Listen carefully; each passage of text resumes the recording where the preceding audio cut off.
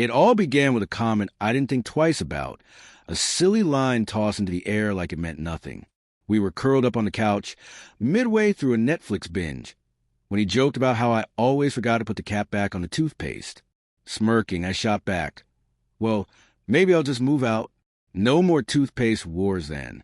I chuckled, waiting for him to laugh along. But instead, something shifted. His smile faded. His face became unreadable for a beat. Then he turned away. The mood quietly deflated after that. I thought maybe he was just tired or had a lot on his mind. We exchanged playful banter before, so I didn't push.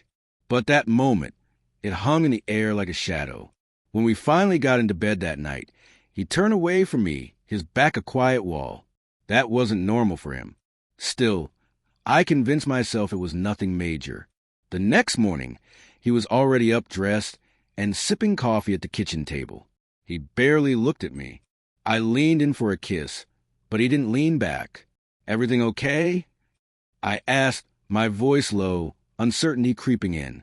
He nodded just once and muttered, "We'll talk later," before walking out the door.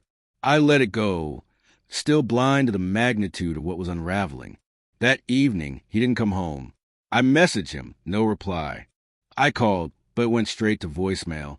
A dull ache started blooming in my chest. We always talked, even when we were mad. Surely he just needed space, right? Maybe he was with a friend, cooling off. But deep down, something told me this was different. The silence wasn't normal. It was loud and final in a way I couldn't ignore. The next day, I found an envelope taped to the front door. My name was written in his familiar scrawl. Inside was a letter, and with each word I read, my world cracked open. He said my joke, that stupid offhand joke, had hit him harder than I could imagine.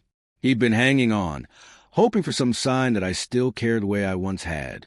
But my flippant comment made him feel invisible, unwanted, as if he didn't matter anymore. He told me he still loved me, but he didn't feel loved. Not by me. I dropped to the floor, the paper trembling in my hands, tears soaking the ink until the words blurred. I replayed that one moment over and over in my head. How could I have been so careless? So blind? The truth was hard to face. I'd been distant for a while, lost in my own thoughts, my own life. He'd needed reassurance. I gave him sarcasm. That joke wasn't the end of us. It was a confirmation he'd been dreading, that I no longer saw him. He needed to feel seen, cherished. Instead, I laughed at the idea of losing him. I tried to fix it. I sent messages every day, voicemails filled with regret and pleas. I wrote him an email, something I hadn't done in years. Weeks slipped by with nothing in return. His social media went silent. None of our mutual friends had heard from him either. It felt like he'd disappeared, like I'd been cut out without warning. The ache never left. I couldn't eat, couldn't sleep. I started therapy, slowly peeling back the layers of guilt and pain.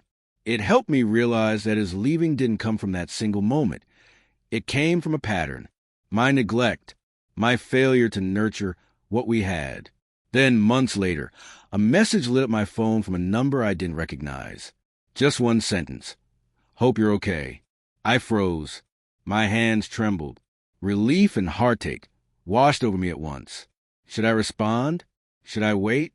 After hours of spiraling thoughts, I finally wrote back, "I miss you. I'm so sorry." We exchanged a few short messages over the next several days. They were gentle but formal, cautious, like strangers trying to reconnect to the fog of everything unspoken. He told me he'd moved to a new city, started fresh. He didn't say whether there was someone new, and I didn't ask. I wanted to, desperately. I wanted to ask if we could try again, but the fear of rejection held me back. Our messages grew less frequent, until eventually they stopped altogether. Not abruptly, just a slow, quiet fade. I took it for what it was.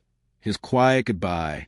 A part of me wanted to scream, to demand another shot, but the wiser part knew I'd had my chance. And I didn't protect it when it mattered most. Nearly a year has passed, and still, he's everywhere. In the songs we used to play, the way the afternoon sun hits the kitchen floor, the toothpaste cap that now never gets left off. I've gone on a few dates, tried to let someone else in, but no one feels like him. No one fits that way. It's like trying to wear a borrowed life. Maybe this is my consequence, a constant ache in my chest, a reminder of what I carelessly let slip away. I'd give anything to go back to that night, to take his teasing with a smile and pull him close instead of pushing him away. But time doesn't offer do-overs, just hard lessons etched deep inside you. Now, I choose my words more carefully. I don't joke about walking out on people I love. I don't test the strength of their hearts for the sake of a laugh. I know better. Because love, I've learned, isn't something you treat lightly. It's fragile, sacred. And if you're not careful, it slips through your fingers before you realize what you've lost.